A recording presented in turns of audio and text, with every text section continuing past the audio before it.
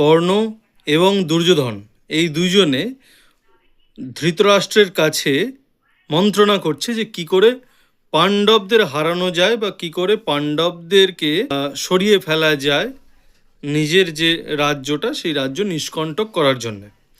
তো এর মধ্যে যখন কর্ণের কথা বলা শেষ হয়ে গেছে তখন ভীষ্ম বলছেন যে পাণ্ডুর পুত্র এবং ধৃতরাষ্ট্রের পুত্র এরা আমার কাছে সকলেই সমান, কাজেই আমি কাউকেই বেশি বা কাউকে কম এটা তো বিবেচনা করি না, কাজেই তাদেরও অর্ধেক রাজ্য প্রাপ্য।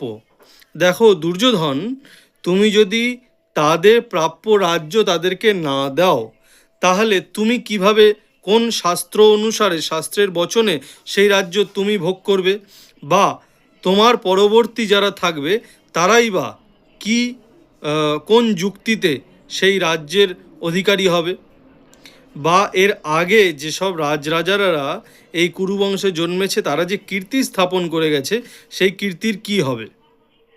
এরপর বলছেন ভীষ্ম খুব ইম্পর্ট্যান্ট একটা কথা বলছেন যে যে মানুষ নিজের জন্মতে নিজের যে কীর্তি তৈরি করতে পারে সে কিন্তু নিজের জীবন সার্থক করে, এবং যে ব্যক্তি নিজের কীর্তিকে বিলুপ্ত করে দেয় সেই ব্যক্তির কি হয়, সেই ব্যক্তি উচ্ছন্নে যায়।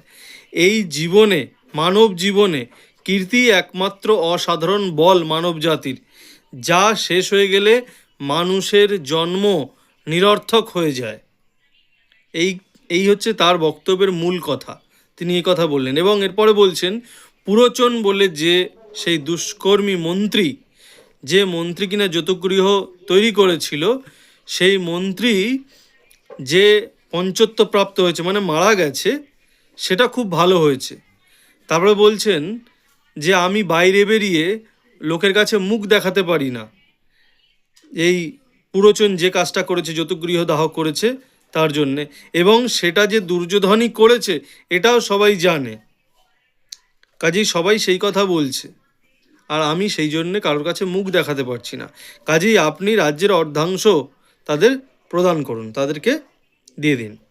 তো এরপরে দ্রোণাচার্য বলছেন ভীষ্মের যে মত আমারও সেই একই মত, আমি ভীষ্মের মতের মতানুসারী।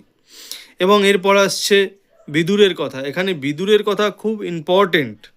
বিদুরের কথা ইম্পর্টেন্ট কেন? দেখুন, বিদুর একজন দাসীপুত্র, সে বেদব্যাসের ঔরসে একজন যে দাসী ছিলেন তার